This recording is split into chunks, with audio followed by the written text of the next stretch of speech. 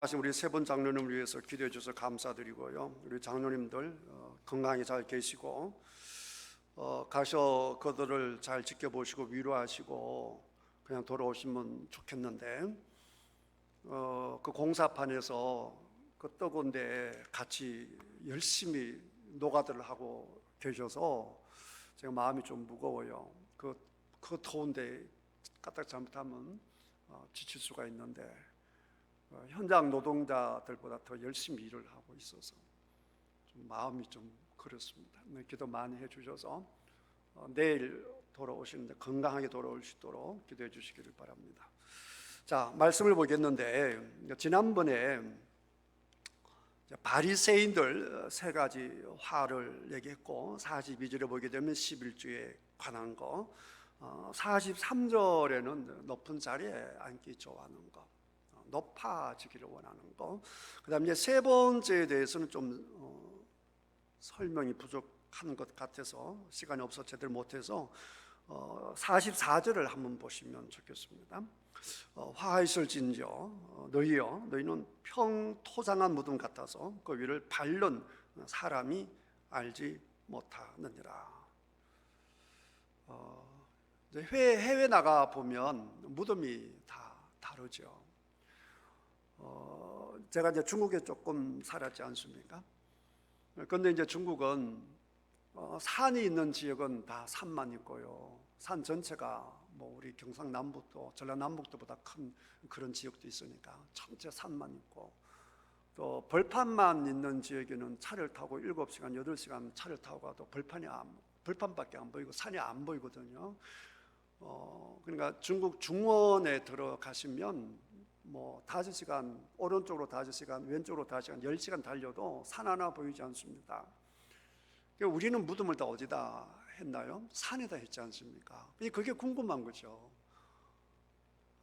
산이 없는데 어디다 묻지?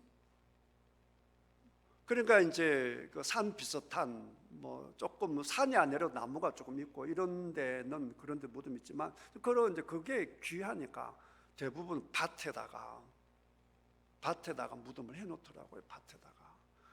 그런데 그 귀한 밭을 우리나라처럼 크게 무덤을 하면 그 밭이 용도가 없어지니까 우리 무덤 해놓은 거 보면 얼마나 이쁘게 잘 해놔서요. 잔디로 해서 다 어디 펴놓고. 그런데 뭐 밭에 잔디가 제대로 있겠습니까? 보면 한쪽에 보게 되면 흙을 이렇게 올려놓고 거기 돌 하나 올려놓고 이런 무덤이 꽤 많았어요. 꽤 많았는데 평토장이라고 하는 그것조차 못하는 거죠. 그냥 묻고 위로 표시 나지 않는 거예요. 그게 평토장이에요. 이현필 선생님께서 돌아가실 때 뭐라고 하셨는고 하니, 나를 길에 묻어라. 길에 묻고 그냥 그 길에 묻으라요. 그 길에 묻으면 어떻게 얘기했어요? 땅을 파서 길 한복판 땅을 파서 묻고 이제 덮어버려야겠죠. 그러면 길이 되는 것이죠. 그럼 사람들은 모르죠. 그게 무덤인지 모르죠. 나는 죄인이니까 사람들이 밟고 다닐 수 있도록 길에다 나를 묻어라, 이렇게 말씀하셨어요.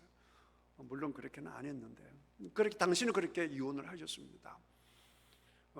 그러니까 평토장 했다라고 하는 것은 그냥 그 위에 뭐 해치를 하든지 안 그러면 그냥 이현필 스님처럼 그냥 땅 위에다 묻고 덮어버리게 되면 사람들이 모르는 것이죠. 사람들은 모르게 지나다닐 수밖에 없는 것이죠. 그래서 이제 또 다른 번역에 보게 되면 그렇게 번역해 놓은 데가 있어요.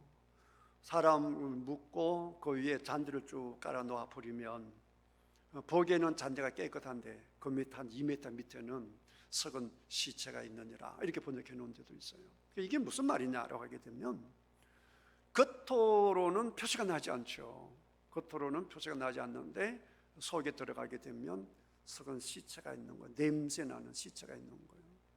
그러니까 겉모습은 멀쩡한데 속은 더럽고 추악한 그런 바리새인들을 얘기하는 거예요. 바리새인들이 제가 말씀드린 것처럼 당시에 굉장히 존경받던 사람들입니다.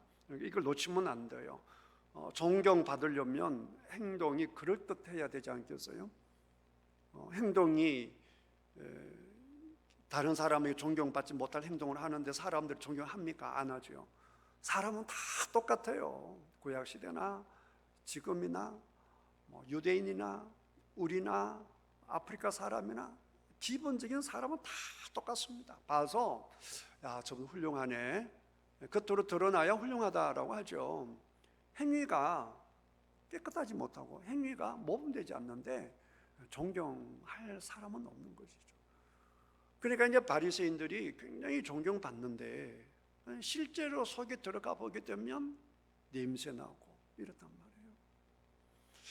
지금도 그래요. 지금도 보면 이런 얘기는 조심스럽지만 교수 세계, 의사들 세계, 법조계, 목사들 이런 세계가 일반 백성들보다도 훨씬 더 더럽고 냄새가 많이 나요. 훨씬 더 다툼이 심하고 시기가 심하고 냄새가 많이 나요. 겉으로는 포장을 잘 하는데 속에 들어가 보면 얼마나 그 치열한 그 냄새나는 그런 구석들이 있는지 몰라요. 교수들 세계 다 마찬가지입니다. 이게 지식인일수록 그럴듯하게 꾸밀 뿐이지 속에 들어가 보면 참 지저분해요. 차라리 배우지 못한 사람들이 투박하게 말을 하고 투박하게 행동하지만 오히려 깨끗하기는 일반 백성들이 훨씬 더 깨끗한 경우가 많다. 종교적으로도 그러고 일반 사회에서도 그렇다. 그래서 특별히 이스라엘 백성들은 종교적인 사회잖아요. 종교적인 사회. 그러니까 세상을 리드하는 사람들이 종교 지도자들이란 말이에요. 그들은 예배 공동체니까, 종교 공동체니까. 그래서 바리새인들이 남에게 존경받는데 예수님께 그들 중심을 봤을 때 예수님은 빛이시잖아요.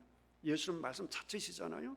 말씀으로 그들을 보니까, 빛으로 그들을 보니까 그들의 더러움이 다 드러나서 뭐라고 얘기했어요? 화 있을진저, 이렇게 얘기를 하는 것이죠. 화 있을진저. 바리새인 화를 얘기하니까 오늘 본문에 한 율법 교사가 선생님, 그 너무 하는 거 아닙니까? 우리를 모욕하는 것이 되는데요, 이렇게 얘기하죠. 율법 교사도 바리새인입니다. 율법 교사 다 바리새인들이에요. 근데 율법 교사는 아무래도 율법을 좀 가르치고 하니까 아무래도 율법에 대해서는 좀 낫겠지만 기본적으로 다 바리새인들입니다. 그러니까 율법 교사와 서기관은 거의 같은 동급으로 보시면 되고요. 그래서 이 율법 교사들이 대부분 바리새인들일 뿐만 아니라 율법에 대해서 정확한 해석을 내리니까 이스라엘은 무슨 공동체라 그랬어요? 신앙 공동체잖아요.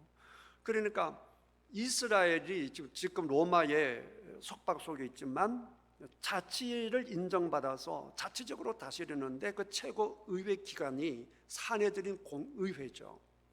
그 사내들인 공의회 안에 대부분이 누구냐? 율법 교사들이에요. 그럴 수밖에 없죠.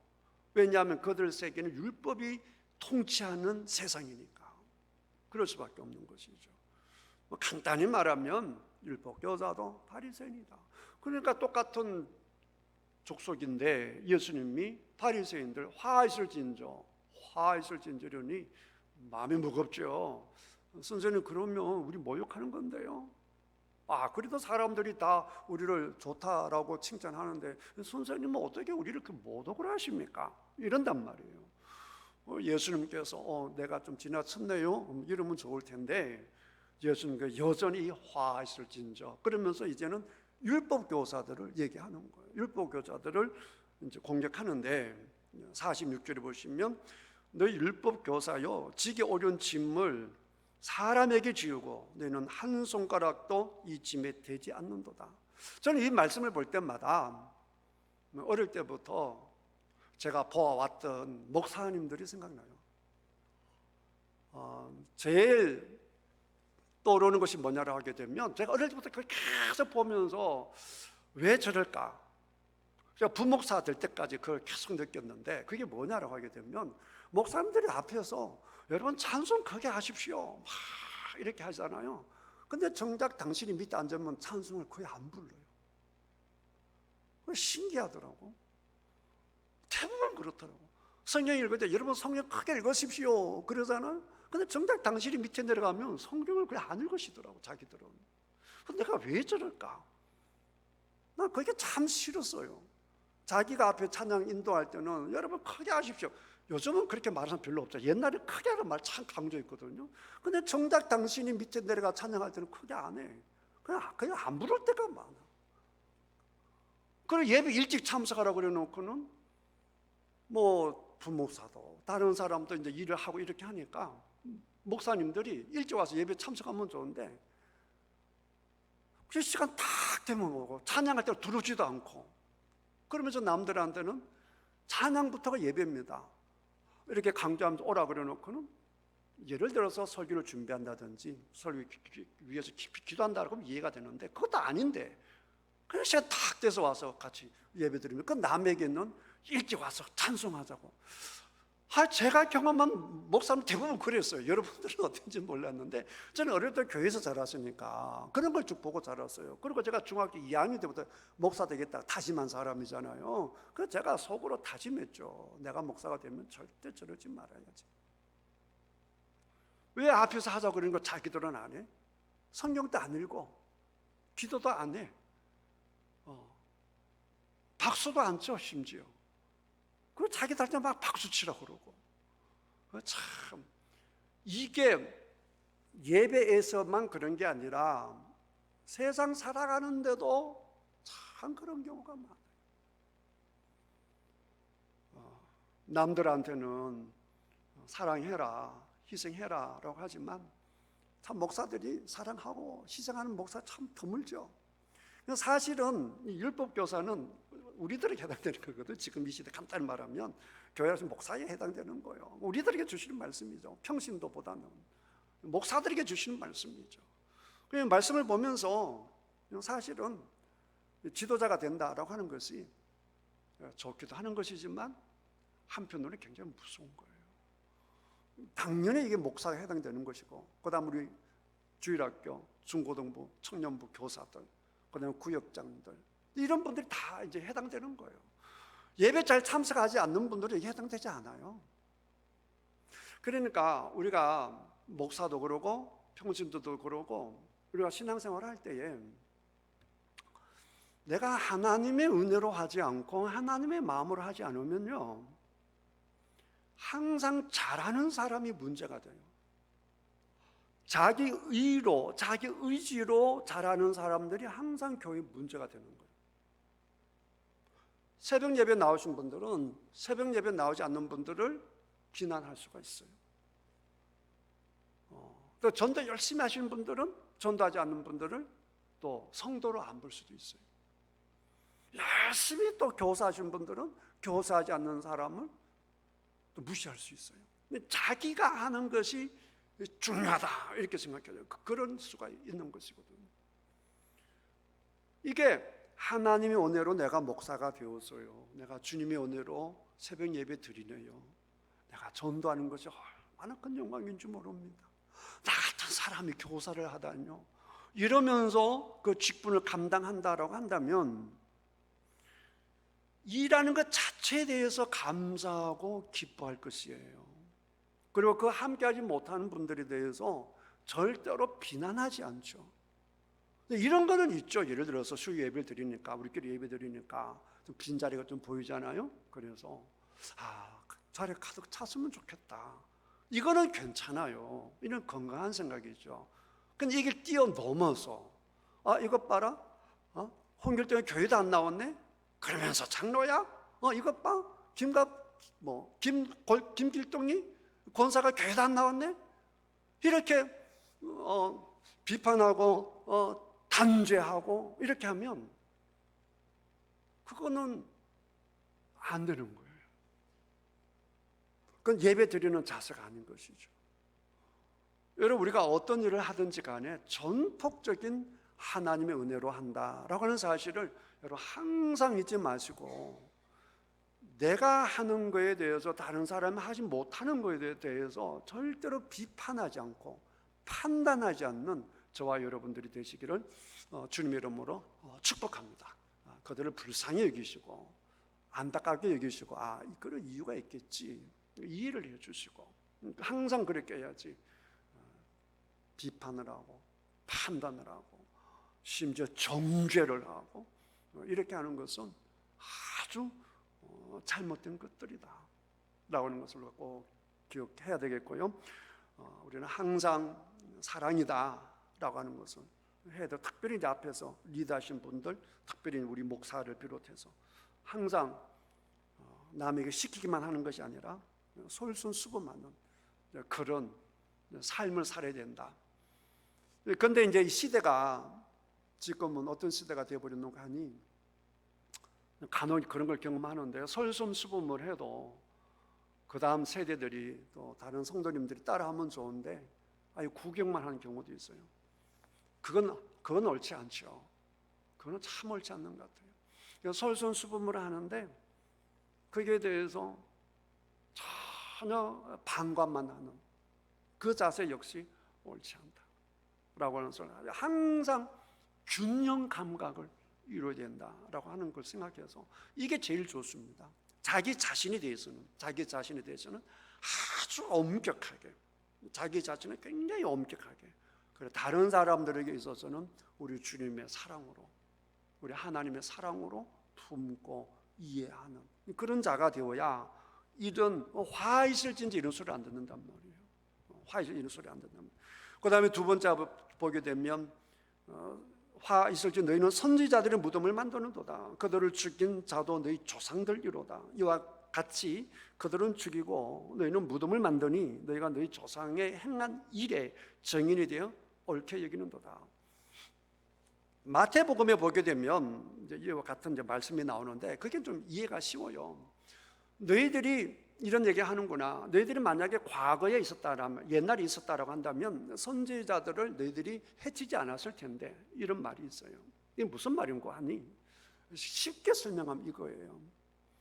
주기철 목사님 같은 경우가 쉽게 이해가 되는 거예요. 지금 한국 교회에서 누가 주기철 목사님을 욕하고 심판하고 주기철 목사님을 고집쟁이를 하겠어요? 지금 한국 교회에서 모든 목사님들, 모든 성도님들이 주기철 목사님은 너무나 훌륭한 목회자다고 그러죠. 예수님 같은 분이라고 그러죠. 그런데 정작 주기철 목사님 살아계실 때에는 얼마나 많은 목사들이 주기철 목사님을 욕했겠습니까? 평양노회에서 주기철 목사님을 목사 자리를 뺏어버리고요, 그 다음에 그 교회를 폐교시켜버리고요, 그리고 이제 비난한 것이 그거죠. 니만 목사냐? 니만 목사냐? 너 왜 자꾸 옹고집을 부려서 우리를 힘들게 하냐? 너 한 사람 때문에 지금 한국교회가 얼마나 힘든 줄 아냐? 그러면서 공격했다고요. 그러니까 지나고 나면 쉬운데 지나고 나서 보면 쉽단 말이에요. 근데 그때는 그렇지가 않아요. 이 선지자들이 그랬다는 거예요. 지금 예레미야 보고 있지 않습니까? 새벽마다 예레미야가 하나님 말씀 전하는 선지자잖아요. 근데 선지자들이 예레미야를 심지어 때리고 옥에 넣고 막 그러잖아요. 죽이라 그러고. 근데 여러분 다시 한번 알아야 될 것은 그 당시 선지자들이, 그 다음에 당시 주기철 목사님을 욕하시던 분들이 정말 양심에 끄리낌 없이 하셨다는 걸 아셔야 돼요. 네가 우리 교회를 위한다면, 우리가 예배를 좀 편안하게 드리려고 한다면, 이 상황에서 우리가 일본 사람들의 미움을 받아서 예배를 못 드린다는데 왜 너를 자꾸 반대를 해서 예배를 못 드리게 해? 이게 양심적으로 얼마든지 그럴 수 있죠. 얼마든지 그럴 수 있죠. 예레미야도 마찬가지. 예레미야는 주기철보다 훨씬 더한 분이죠. 예레미야는 바빌론 우리나라를 멸망합니다. 전쟁하려고 막 준비하는데, 여러분 전쟁 준비하지 말라고. 그 전쟁 준비 하나마나 그 무기 다 뺏길 거라고, 우리 다 붙잡혀 갈 거라고. 이게 목사가 할 얘기예요? 우리가 지금 북한하고 전쟁을 준비하는데 생각해 보세요. 제가 설교하기를 여러분 그 무기 준비에 아무 소용 없습니다. 그 북한은 다 뺏깁니다. 이렇게 설교한다 생각해 보세요. 이렇게 가만히 있겠어요? 그 우리는 지금 예레미야 그리고 훌륭한 선지자라고 하지만 정말 우리가 그 시대 속에 들어가면 우리 역시 예레미야에게 돌을 던지고 그를 공격하고 그를 비난할 확률이 굉장히 많다는 거예요. 그렇게 선지자들이 선지자 노릇한 거예요. 이게 참 비극이잖아요. 선지자가 선지자 노릇한 것이 하나님의 말씀을 하나님의 말씀으로 전해야 되는 건데 하나님의 말씀을 전하는 사람을 공격하는데 선지자 노릇을 했다니까. 그와 똑같이 저도 그런 실수할 수 있고 우리 성도님들도 똑같은 실수를 할 수 있다라고 하는 것입니다. 그러니까 이게 쉽지가 않다라고 하면 우리 항상 겸손해야 돼요. 그러니까 내가 옳다 이렇게 하면 안 돼요. 항상 과거는 쉽다고요. 과거는. 그러나 지금은 정말 어려워요. 항상 내 판단이 잘못될 수 있다. 내 판단이 오히려 하나님에게 회방이 될 수 있다라고 하는 생각을 항상 가지셔야 된다. 이 사람들이 결국 예수님도 죽이잖아요. 자, 그 다음에 이제 그러면서 예를 드는 게 아벨을 예를 들자. 아벨은 뭐 예배 드린 죄밖에 없잖아요. 죄가 없어요. 해 아래 새 것이 없다라고 저는 사람이 갈수록 더 악해진다고 생각하지 않아요. 사람 원래부터 악해요. 처음 사건이 뭔데요? 형이 동생이 저 죽이는 거예요.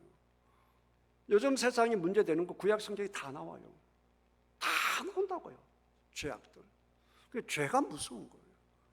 뭐 이번에도 뭐 숨짓한 여자가 뭐 죽이고 싶은 거 그런 거 나오지만 이 아벨도 가인도 마찬가지라고요. 아벨이 참 예배 드리는 것밖에 없잖아요. 예배 드린 죄로 죽지 않습니까?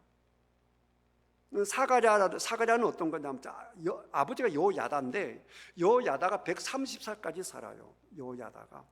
그러니까 여야다가 요아스를 구해가지고 8살짜리 요아스를 구해서 왕으로 세우고 그 여야다가 이제 잘 이제 통치를 합니다. 그러니까 백성들이 여야다 때문에 하나님을 잘 믿어요. 그런데 여야다가 130 죽어버리니까 이제 요시야 왕이 여야다의 그 통치 벗어나니까 자기가 이제 내가 왕이 됐으니까 이제 이러다가 그러면 제대로 된 사람의 충고를 받아야 되는데 여야다에게 짓눌려 있었던 사람들, 우상숭배 사람들이겠죠. 그 사람들의 말을 받아가지고 하나님하고 거리가 멀어지는 거예요. 그냥 그 아들 사가랴가 여러분은 하나님 앞에 이렇게 하면 안 됩니다. 이렇게 하면 형통함이 끝납니다. 이러다 망합니다. 이렇게 하나님의 감동에 성령의 감동에 의해서 하나님 말씀을 전하니까 왕도 그렇고요, 사람도 그렇고요, 무리들도 심지어 무리들이요. 그를 여호와의 성전들이 죽여버립니다. 이런 일들이 지금도 얼마든지 있을 수 있다는 것이죠. 교회 역사 보게 되면 참 그런 일이 많아요. 진짜 하나님 앞에 순수한 종인데 정말 영적인 사람들인데 이런저런 판단, 종죄 이렇게 해서 죽어나가는 사람들이 참 많았다라고 하는 것을 항상 기억하셔야 되는 거예요. 이게 꼭 율법 교사에게만 해당되는 것이 아니다. 그 다음에 마지막으로 52절 보게 되면 지식의 열쇠를 가지고 자기도 들어가지 않고 남도 못 들어가게 한다. 이것도 지금 교회 안에 많아요. 예를 들면 어디 기도나 또 영적 체험이나 선교나 구제나 이런 거에 대해서 정말 아버지의 마음을 가지고 아버지의 마음을 품고 사랑하는 마음을 품고 해야 되는데 본인의 그 전통, 본인이 가지고 있는 그 지식에 다 사로잡혀서 본인이 안 하는 건 괜찮아요. 남들까지 못하게 하고 심지어 종죄를 하고 진짜가 거짓을 이렇게 판단하는 것도 우리 삼가해야 되는데 조심해야 되는데 정말 비극이 뭐냐? 2000년 기독교 역사 공부를 해보면 비극이 뭐냐, 지금도 마찬가지고 거짓이, 알지도 못하는 것이 정말 영적인 하나님의 그 사역에 대해서 시비를 걸고 정죄를 하고 문을 닫아버린다는 것이죠. 이런 일들이 얼마나 많은지 모릅니다. 그러니까 여기 화해실저 쭉 나온 거예요. 우리가 이제 반대로 살아야 우리가 화를 입는 사람이 안 될 거잖아요. 그렇죠? 그리고 왜 어떻게 해야겠어요? 그러니까 첫 번째 생각해 볼 것은 남에게 짐을 지울 것이 아니라 우리가 남을 위로하고 남의 짐을 풀어줘야 되는 거예요. 남의 짐을 풀어준다고 했을 때 그 물리적인 풀어줌이 중요한 것이 아니라 마음의 짐을 풀어주기 제일 중요한 거예요. 그러니까 시선을 따뜻하게 봐야 돼요. 이렇게 쳐다보는 것이 아니라 시선을 따뜻하게 쳐다보고 손을 따뜻하게 잡아주고, 따뜻함, 그게 필요한 것이죠. 그렇게 하고, 그 다음에 하나님의 참된 그리스도인들에 대해서 그를 정죄하고 비난하고 그를 죽이는 이런 일을 하면 안 돼요. 교회 안에도 진짜 많아요. 좀 못 배웠다고, 그다음 그가 좀 열심히 있다고 함부로 정죄하는 건 정말 삼가야 된다. 그러니까 어떻게 하면 되겠어요? 다른 사람을 이해해주고 긍정해주고 응원해주고, 그런 화해를 진정하니까 복된 사람이 되지 않겠습니까? 그 다음에 지식에 대해서 성경을 알면 알수록, 그 다음 영적인 체험이 많으면 많을수록 고백할 수 있는 것은 내가 아는 것이 없다는 거예요. 내가 아는 것이 없다는 거예요. 그리고 성경 알면 알수록 고백되는 것이 뭐냐, 설령 내가 눈꼽만한 지식이 생겼다라고 해도 이 눈꼽만한 지식이 전폭적인 하나님의 은혜다라고 하는 거예요. 성경에 대한 지식, 하나님에 대한 참다운 지식은 그게 눈꼽만한 체험이든 눈꼽만한 지식이든 눈꼽만한 깨달음이라 할지라도 그 전폭적인 하나님의 은혜다라고 하는 것입니다. 이걸 여러분 꼭 동의하셔야 됩니다. 그래서 겸손하게 함부로 다른 사람을 판단하지 않는, 그 남을 언제나 세워주고 그들을 주님 앞으로 넓게 폭넓게 주님의 마음으로 품어주는, 그렇게 해서 화이실진저 이 소리 듣는 것이 아니라 우리 주님께 여러분을 보실 때 참 예쁘다, 참 너는 복되네, 이런 여러분 다 되시기를 바라고요. 핵심은 하나예요. 뭐냐? 사랑입니다. 사랑. 참 사랑을 가지고 참 사랑으로 대하면 복된 자가 됩니다. 하나님은 사랑이기 때문에 그렇습니다. 할렐루야. 말씀의 지식이 진짜 있다라고 한다면 사랑으로 드러날 것이고, 영적인 체험이 진짜 있다라고 한다면 사랑으로 드러날 것이고, 정말 예배자가 되었다라고 한다면 사랑으로 드러날 것이고, 정말 선교를 한다면 사랑으로 드러날 것입니다. 그렇지 않고 사랑보다 다른 게 더 올라온다라고 한다면 여지없이 우리 예수님께서 그럴 거예요. 화 있을 진저 그럴 겁니다. 여러분 사랑으로 주님 앞에 복된 자들이 다 되시기를 주님 이름으로 축복합니다.